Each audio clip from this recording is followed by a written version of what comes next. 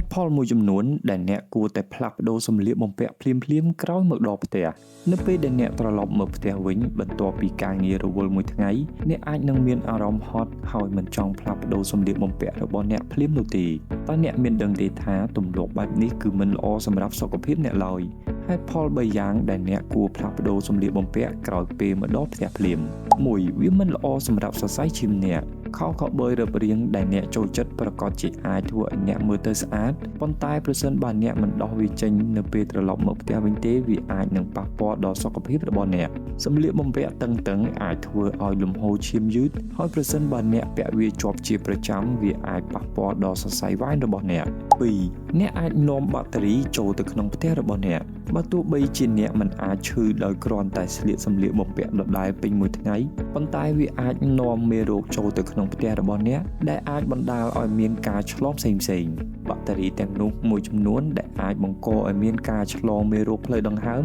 និងមួយចំនួនទៀតដែលអាចបង្កឲ្យមានការរលាកនៅក្នុងផ្នែកណាមួយនៃរាងកាយហើយវាមានភាពធន់នឹងថ្នាំសះជាច្រើន